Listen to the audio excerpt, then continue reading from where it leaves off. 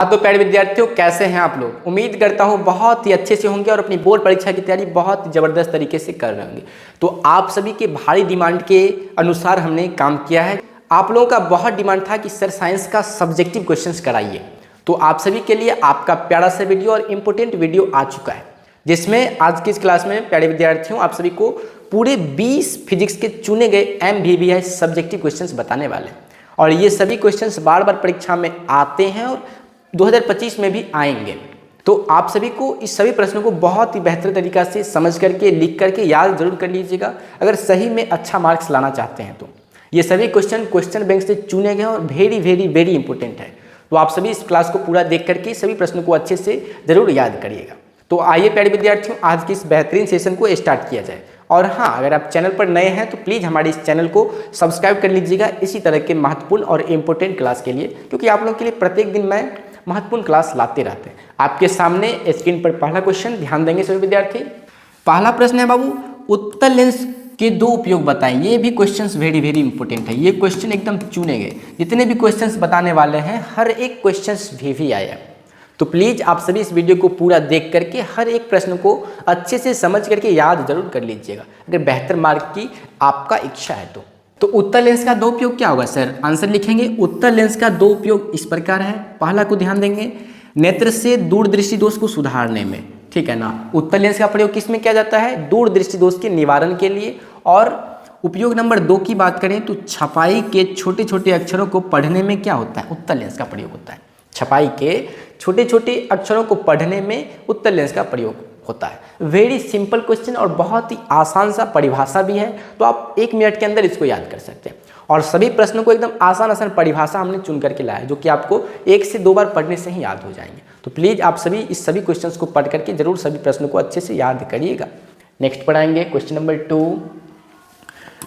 उत्तल लेंस को अभिसारी लेंस क्यों कहा जाता है? उत्तल लेंस को बाबू अभिसारी लेंस क्यों कहा जाता है? आंसर, उत्तल लेंस के द्वारा आपतित समांतर किरणें अपवर्तन के फलस्वरूप एक बिंदु पर मिलती है, एक ही बिंदु पर मिलती है। मतलब उत्तल लेंस प्रकाश के समांतर किरणों को अभिसरित करता है। क्या करता है? उत्तल लेंस प्रकाश के समांतर किरणों को अभिसरित करता है। अतः उत्तल लेंस को इसी गुण के कारण अभिसारी लेंस कहते हैं। एक बार फिर से समझ लेंगे, उत्तल लेंस के द्वारा आपतित समांतर किरणें अपवर्तन के बाद एक बिंदु पर मिलती है।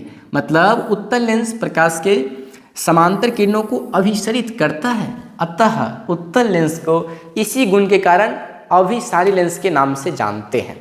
और वेरी वेरी इंपॉर्टेंट क्वेश्चन है, प्लीज आप सभी विद्यार्थी याद जरूर कर लेंगे। नेक्स्ट क्वेश्चन पढ़ाएंगे। क्वेश्चन नंबर 3 भी बहुत ज़्यादा महत्वपूर्ण है। उत्तल दर्पण और अवतल दर्पण में अंतर लिखने वाला क्वेश्चन। तो आपको लिख देना है पहले हेडिंग बना के इसके आंसर में क्या, उत्तल दर्पण एवं अवतल दर्पण में अंतर निम्नलिखित है। उसके बाद इस तरह से आपको चार्ट बना करके कॉलम बना करके भरना है। जैसे अवतल दर्पण में भरेंगे, इसमें परावर्तन करने वाला चमकीला तल अंदर धंसा होता है। इसमें पहला नंबर लिखेंगे, इसमें परावर्तन करने वाला चमकीला तल बाहर से उभरा होता है।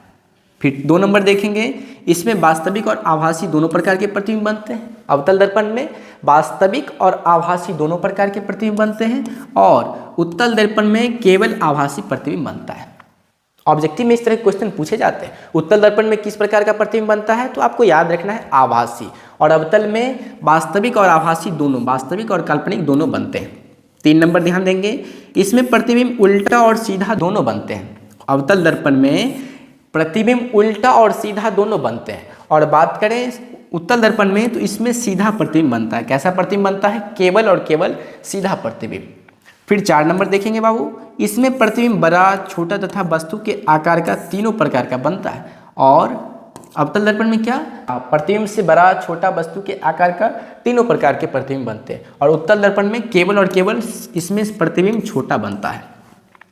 बहुत ही आसान सा इसका भी परिभाषा है, इसका भी आंसर है। तो आप सभी विद्यार्थी इसका स्क्रीनशॉट लेकर के इसको अच्छे से जरूर याद कर लेंगे, अगर बेहतर परिणाम की इच्छा है आपको तब, ठीक है ना। और सभी प्रश्न इसी तरह से एकदम आसान लैंग्वेज में है और सभी के सभी वेरी वेरी इंपॉर्टेंट। नेक्स्ट पढ़ाएंगे। ये क्वेश्चन दीर्घोत्तरीय 5 मार्क के लिए भी इंपॉर्टेंट है। उत्तल लेंस और अवतल लेंस में अंतर स्पष्ट करें। लिख देना है इसी तरह आंसर में, उत्तल लेंस और अवतल लेंस में निम्नलिखित अंतर है। पहला इसमें हो जाएगा, उत्तल लेंस बाबू बीच में से मोटा तथा किनारों से पतला होता है। कौन? उत्तल लेंस बीच में मोटा तथा किनारों में पतला होता है, और अवतल लेंस बीच में पतला तथा किनारों से मोटा होता है। एक को याद करेंगे, दूसरा इसका ठीक उल्टा रहता है। नेक्स्ट पर देखेंगे बाबू, उत्तल लेंस अक्षर बड़े आकार की दिखाई देता है उत्तल लेंस में, और अवतल लेंस में अक्षर छोटे छोटे आकार के दिखाई देते हैं। 3 नंबर की बात करें तो प्रकाश की किरणों को एक बिंदु पर केंद्रित करता है।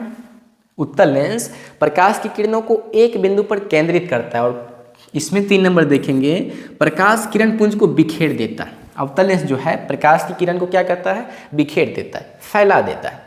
4 नंबर की बात करें तो उत्तल लेंस में वस्तु का प्रतिबिंब वास्तविक, आभासी तथा उल्टा बनता है। वास्तविक, उल्टा तथा आभासी, और इसमें वस्तु का प्रतिबिंब आभासी तथा सीधा बनता है। अवतल लेंस में प्रतिबिंब किस प्रकार बनता है? तो आभासी तथा सीधा बनता है, ये आपको याद रखना है। क्वेश्चन नंबर 5, लेंस को बाईं तरफ हिलाएं तो प्रतिबिंब दाईं तरफ गति करता है उत्तल लेंस में, और अवतल लेंस में लेंस को बाईं तरफ हिलाएं तो प्रतिबिंब भी बाईं तरफ हटेगा। और ये तो बहुत पूछा जाता है ऑब्जेक्टिव में। उत्तल लेंस की फोकस दूरी होती है धनात्मक, आप सभी विद्यार्थी जानते हैं ना, और अवतल लेंस की फोकस दूरी ऋणात्मक होती है। अगला क्वेश्चन पर आएंगे, क्वेश्चन नंबर 5 को ध्यान देंगे सभी लोग। वास्तविक तथा आभासी में अंतर क्या है? ये 4 से 5 क्वेश्चन अंतर वाले बता रहे हैं। उत्तल दर्पण एवं अवतल दर्पण में अंतर स्पष्ट करें, उत्तल लेंस और अवतल लेंस में अंतर स्पष्ट करें, और वास्तविक प्रतिबिंब और आभासी प्रतिबिंब में अंतर स्पष्ट करें। ये 3 में से एक प्रश्न आपकी बोर्ड परीक्षा में आएगा, तो प्लीज आप सभी याद कर लीजिएगा अच्छे से। इसका भी आंसर में क्या लिखना है? तो सब लिखना है इसमें वास्तविक तथा आभासी प्रतिबिंब में अंतर निम्नलिखित है। तो वास्तविक प्रतिबिंब में पहला हो जाएगा, वास्तविक प्रतिबिंब को पर्दे पर प्राप्त किया जा सकता है। वास्तविक प्रतिबिंब को पर्दे पर प्राप्त किया जा सकता है, और आभासी प्रतिबिंब को पर्दे पर प्राप्त नहीं किया जा सकता, ठीक उसका उल्टा। और 2 नंबर की बात करें तो वास्तविक प्रतिबिंब सदैव उल्टे होते हैं। वास्तविक प्रतिबिंब क्या होते हैं प्यारे विद्यार्थियों? तो सदैव उल्टे होते हैं, और आभासी प्रतिबिंब सदैव सीधे होते हैं, बहुत ही सिंपल सा। और 3 नंबर की बात करें तो वास्तविक प्रतिबिंब दर्पण के आगे बनता है और आभासी प्रतिबिंब दर्पण के पीछे बनता है। बहुत ही प्यारा प्यारा आंसर लिखा गया। हाँ, तो नेक्स्ट क्वेश्चन पर ध्यान देंगे। क्वेश्चन नंबर 7 को देखेंगे सभी विद्यार्थी। प्रकाश का प्रकीर्णन से आप क्या समझते हैं? Very very important question. प्रकाश का प्रकीर्णन से आप क्या समझते हैं? आंसर में लिखना है, जब प्रकाश किसी ऐसे माध्यम से गुजरता है जिसमें धूल तथा अन्य पदार्थों के अत्यंत सूक्ष्म कण होते हैं, तो इसके द्वारा प्रकाश सभी दिशाओं में क्या हो जाता है? प्रसारित हो जाता है। इसे ही प्रकाश का प्रकीर्णन कहते हैं, और सूर्य के प्रकाश के प्रकीर्णन के कारण ही आकाश का रंग नीला पड़ता है, ठीक है ना। आकाश का रंग नीला क्यों दिखाई पड़ता है? तो सूर्य के प्रकीर्णन के कारण। आकाश का रंग नीला क्यों प्रतीत होता है? तो सूर्य के प्रकीर्णन के कारण। तो ये चीज़ें भी आपको याद रखना है। फिर से एक बार समझ लेंगे, जब प्रकाश किसी ऐसे माध्यम से गुजरता है जिसमें धूल तथा अन्य पदार्थों के अत्यंत सूक्ष्म कण होते हैं, तो इसके द्वारा प्रकाश सभी दिशाओं में प्रसारित हो जाता है, और इसे ही प्रकाश का प्रकीर्णन कहते हैं।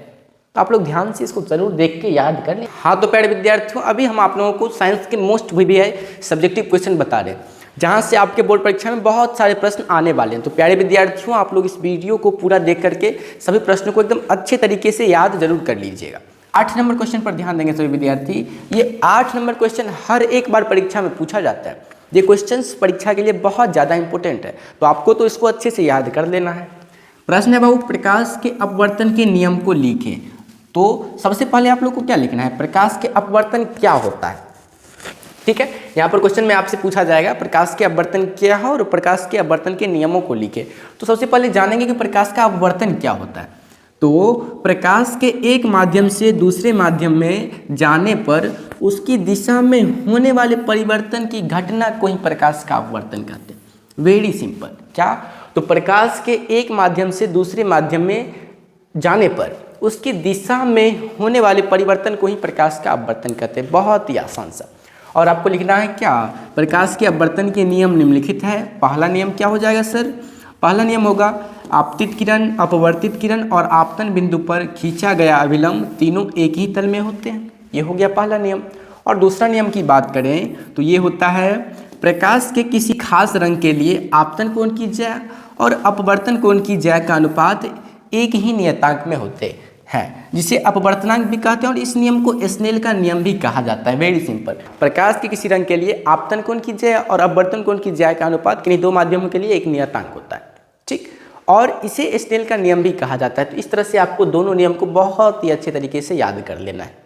आइए विद्यार्थियों अगला क्वेश्चन पर चलेंगे। क्वेश्चन नंबर 9, लेंस कितने प्रकार के होते हैं? परीक्षा में बहुत बार पूछा जाता है, खास करके ऑब्जेक्टिव में ये क्वेश्चंस आते हैं और सब्जेक्टिव में भी रह सकते हैं, तो आपको तो पहले इसका क्लियर कर लेना है आंसर को।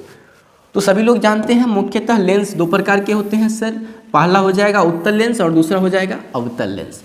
और यहाँ पर देखिए उत्तल लेंस में वास्तविक और आभासी दोनों प्रकार के प्रतिबिंब बनते हैं। अगर आपसे पूछा जाए कि उत्तल लेंस में किस प्रकार के प्रतिबिंब बनते हैं, तो सर वास्तविक और आभासी दोनों प्रकार के प्रतिबिंब बनते हैं। और यहीं पर अगर आपसे पूछा जाए अवतल लेंस में, तो लेकिन अवतल लेंस में केवल आभासी प्रतिबिंब बनते हैं। अवतल लेंस में ओनली वन आभासी प्रतिबिंब बनते हैं और उत्तल लेंस में वास्तविक और आभासी दोनों प्रकार के प्रतिबिंब बनते हैं। तो लेंस दो प्रकार के, उत्तल लेंस और अवतल लेंस। तो उत्तल लेंस में, ठीक है ना, उत्तल लेंस में सर आप वास्तविक और आभासी दोनों प्रकार के प्रतिबिंब बनते हैं और अवतल लेंस में केवल आभासी प्रतिबिंब बनते हैं। ये आपको याद कर देना है परीक्षा के लिए, वेरी वेरी इंपॉर्टेंट। जितने भी प्रश्न बता रहे हैं ना बाबू, आप सभी इसको अच्छे से याद कर लीजिएगा, परीक्षा में बहुत ही ज़्यादा आने वाला है। Question number 10, very important question, सूर्योदय एवं सूर्यास्त के समय सूर्य रक्ताभ क्यों प्रतीत होता है? सूर्योदय एवं सूर्यास्त के समय सूर्य रक्ताभ मतलब सूर्य लाल क्यों दिखाई देता है? ध्यान देंगे सभी विद्यार्थी, इसका बहुत ही प्यारा सा आंसर है। सूर्योदय के समय सूर्य का प्रकाश वायुमंडल की अत्यधिक मोटी परत से गुजरती है, जिससे सब कम तरंगदैर्घ्य वाले नीले रंग को अत्यधिक प्रकीर्णन करते हैं, ठीक है, और अधिक तरंगदैर्घ्य वाले रंग का प्रकीर्णन बहुत कम होता है, जिससे आंख तक केवल लाल रंग ही पहुंचता है। अतः सूर्योदय के समय सूर्य रक्ताभ प्रतीत होता है। बहुत ही आसान सा आंसर था, जिसे आप एक बार और पढ़ लेंगे तो याद हो जाएगा। पढ़ेंगे एक बार फिर। सूर्योदय के समय सूर्य का प्रकाश वायुमंडल की अत्यधिक मोटी परतों से गुजरती है, ठीक है ना, जिससे सब कम तरंगदैर्घ्य वाले नीले रंग को अधिक प्रकीर्णित करते हैं और अधिक तरंगदैर्घ्य वाले रंग का प्रकीर्णन बहुत कम होता है, जिससे आंख तक केवल लाल रंग ही पहुंचता है। इसी कारण सूर्योदय के समय सूर्य रक्ताभ प्रतीत होते हैं। वेरी सिंपल आंसर है। तो प्यारे विद्यार्थियों, आप सभी को ये अच्छे से याद हो जाएगा, हमें पूरा उम्मीद है। क्वेश्चन नंबर 11 को ध्यान देंगे। सौर ऊर्जा की विशेषता लिखिए। क्वेश्चन परीक्षा के लिए वेरी वेरी इंपॉर्टेंट है। क्या है? सौर ऊर्जा की विशेषता लिखना है। तो आपको लिखना है क्या? सौर ऊर्जा की निम्नलिखित विशेषता है। हेडिंग बना देना है इस तरह से और आंसर में लिखना है यह ऊर्जा प्रदूषण मुक्त है, इसमें प्रदूषण नहीं निकलता है। दूसरा, सौर ऊर्जा नवीकरणीय ऊर्जा है, इसे हम जब चाहे तब प्राप्त कर सकते हैं। सौर ऊर्जा अक्षय है। और 4 नंबर, पृथ्वी पर मानव, जीव जंतु तथा पौधे सौर ऊर्जा से ही जीवित है। सौर ऊर्जा कहने का मतलब सूर्य से प्राप्त ऊर्जा को सौर ऊर्जा कहते हैं। तो पृथ्वी पर बाबू मानव भी, जीव जंतु भी और पौधे सौर ऊर्जा से ही जीवित है। और 5 नंबर की बात करें तो सौर ऊर्जा के उपयोग से सौर कुकर, सौर सेल, सौर पैनल आदि काम करते हैं। बहुत ही आसान सा इसका आंसर था। और ये इस तरह के क्वेश्चंस परीक्षा के लिए MBBI बाबू, तो आप लोग प्लीज़ इसको कॉपी पे नोट करके अच्छे से याद कर लीजिएगा, ठीक है। और हमारे साइंस के सब्जेक्टिव का रेगुलर क्लास करिएगा तो आपको साइंस का हर एक क्वेश्चन टकराएगा परीक्षा में। नेक्स्ट क्वेश्चन पढ़ाएंगे। क्वेश्चन नंबर 12 को ध्यान देंगे सभी विद्यार्थी। ऊर्जा के उत्तम स्रोत किसे कहते हैं? उत्तम स्रोत, तो आपको लिखना है ऊर्जा के उत्तम स्रोत इसे कहते हैं जो प्रति एकांक आयतन अथवा प्रति एकांक द्रव्यमान अधिक कार्य करे। 2 नंबर देखेंगे, सरलता से सुलभ हो सके। और 3 नंबर पॉइंट, भंडारण एवं परिवहन में आसान हो और वह सस्ता भी हो। तो ये सभी गुण जो है उत्तम ऊर्जा स्रोत के हैं, ठीक है ना। ऊर्जा के उत्तम स्रोत का ये सभी गुण हैं, तो आपको अच्छे से याद कर लेना है इसको, ठीक। अगले प्रश्न पढ़ाएंगे, क्वेश्चन नंबर 13। पूरे जो है ना आज की इस वीडियो में पूरे 20 सब्जेक्टिव क्वेश्चन साइंस के बताने वाले हैं और हर एक क्वेश्चन परीक्षा के लिए बहुत ज़्यादा इंपॉर्टेंट क्वेश्चन है बाबू। सौर सेलों के कुछ उपयोग को लिखें। सौर सेल के कुछ उपयोग को लिखना है, तो आपको लिख देना है क्या? तो सौर सेल के कुछ उपयोग निम्नलिखित है। पहला क्या? उपग्रहों में सौर सेल का प्रयोग किया जाता है। मार्स ऑर्बिटरों में भी सौर सेल का प्रयोग किया जाता है। रेडियो में भी सौर सेल, बेतार संचार तंत्रों में भी सौर सेल, टीवी केंद्रों में भी और खिलौनों में भी सौर सेल का प्रयोग किया जाता है। तो ये सब चीज़ें हैं जिसमें सौर सेल का प्रयोग किया जाता है और यही आपको लिखना था। तो इस तरह से आपको याद कर लेना है। अगले क्वेश्चन पर चलेंगे। नेक्स्ट, हाँ, 14 नंबर क्वेश्चन परीक्षा के लिए वही भी आया है, ठीक है ना। क्वेश्चन क्या है, जीवाश्म ईंधन क्या है, उदाहरण सहित लिखिए। जीवाश्म ईंधन क्या है, इसको उदाहरण सहित लिखना है। तो आंसर में आपको लिखना है, बहुत ही प्यारा सा आंसर है, जीवाश्म ईंधन ऊर्जा का अनवीकरणीय स्रोत है। जानते हैं ना, जीवाश्म ईंधन ऊर्जा का कौन सा स्रोत है, तो सर अनवीकरणीय स्रोत है। और कोयला, पेट्रोल तथा प्राकृतिक गैस जीवाश्म ईंधन की श्रेणी में आते हैं। यह ईंधन करोड़ों साल बाद बनता है। जीवाश्म ईंधन जो है करोड़ों साल बाद बनता है और इसकी सुरक्षा करना आवश्यक है, क्योंकि अगर ये खत्म हो जाएंगे तो फिर इसको उत्पन्न करने में लाखों करोड़ों वर्ष लग जाते हैं, है ना बात। तो और इसकी कमी को तत्काल भरपाई करना इम्पॉसिबल है, अतः नियंत्रित दर से खर्च करना चाहिए। लाखों वर्ष पूर्व जैव मात्रा के अपघटन से प्राप्त होने वाले ईंधन को जीवाश्म ईंधन कहते हैं। जैसे कोयला हो गया, पेट्रोलियम, ये सभी क्या है बाबू, तो सर जीवाश्म ईंधन के उदाहरण है। ये क्वेश्चंस परीक्षा के लिए वेरी इंपॉर्टेंट है, तो प्यारे विद्यार्थियों आप इसको अच्छे से याद कर लीजिएगा, इसे तो हर हाल में याद कर लीजिएगा। फिजिक्स के लिए आपका एकदम MBBA क्वेश्चन है। नेक्स्ट क्वेश्चन पढ़ाएंगे, क्वेश्चन नंबर 15, विद्युत मोटर के कुछ उपयोग को लिखें। विद्युत मोटर के उपयोग को लिखना है आपको।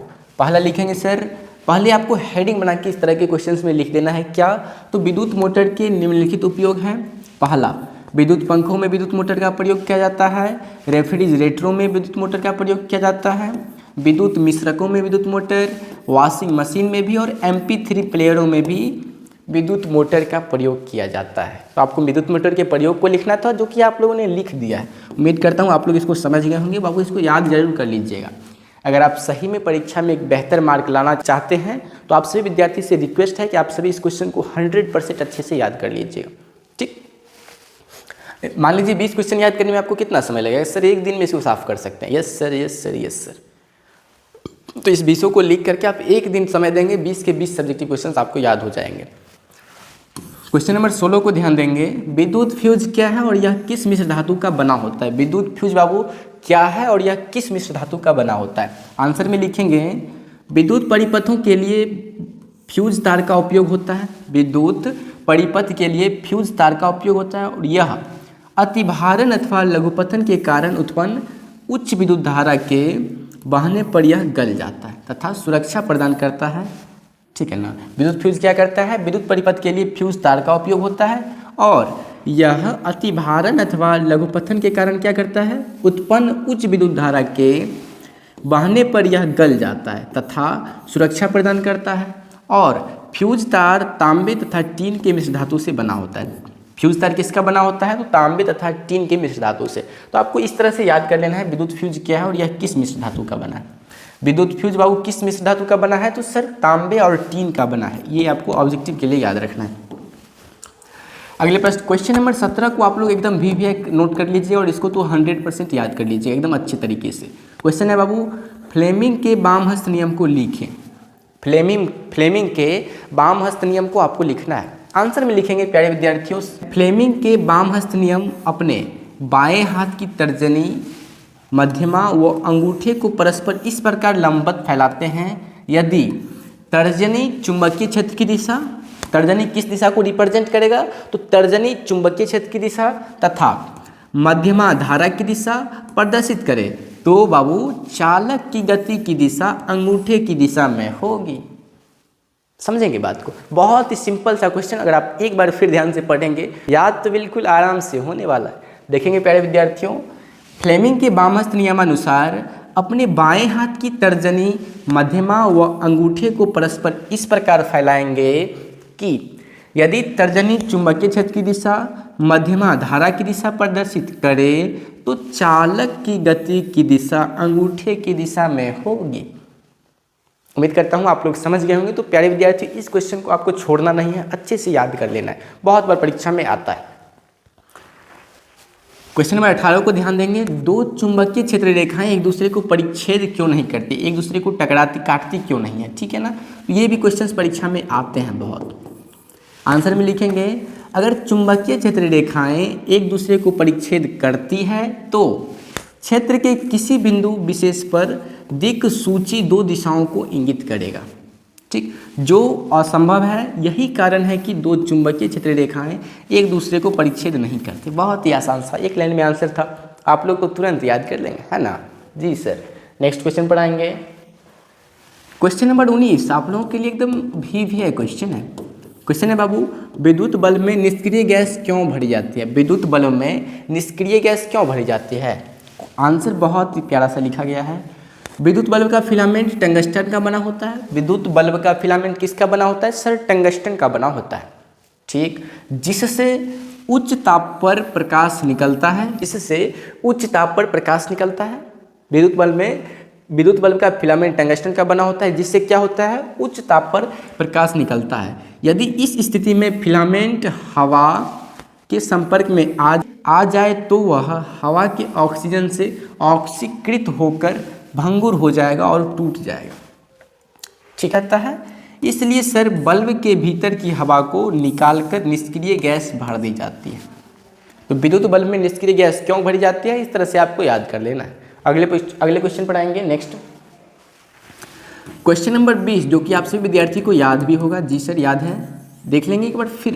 रिवीजन इज जरूरी, रिवीजन ही दिलाएगा आपको अच्छा डिवीजन। तो बाबू रिवीजन में थोड़ा सा भी इतराना नहीं है, क्योंकि अगर आप लोग ये सोचते होंगे कि सर हम बहुत सारे पढ़ चुके हैं अब हमको पढ़ना जरूरी नहीं है और छोड़ देंगे, बोलेंगे 2-4 दिन अब रेस्ट कर लेते, नहीं बाबू, आपको जो सवाल आता है, जो क्वेश्चन आता है उसको बार बार रटिए, बार बार समझिए, ठीक है। अगर आप 1-2 दिन भी छोड़ देंगे तो उसमें बहुत सारे कन्फ्यूजन आपके अंदर आ जाएंगे। तो प्लीज़ आपसे विद्यार्थी से रिक्वेस्ट है कि आप सभी अपना रिवीजन को बिल्कुल ना छोड़िए और अपनी पढ़ाई को कंटिन्यू रखिए, ठीक है। परीक्षा के बाद तो आपको जो करना होगा करिएगा, बशर्ते परीक्षा तक आप लोगों को पढ़ाई को एकदम कंटिन्यू करना और हर एक क्वेश्चन को बेहतर तरीक़ा से रट जाना है। क्वेश्चन है स्नेल का नियम क्या है? स्नेल का नियम तो प्रकाश के अपवर्तन के दूसरे नियम को ही स्नेल का नियम कहा जाता है। जी सर। प्रकाश की किसी विशेष रंग के लिए आपतन कोण की ज्या और अपवर्तन कोण की ज्या का अनुपात किन्हीं दो माध्यमों के लिए एक नियतांक होता है।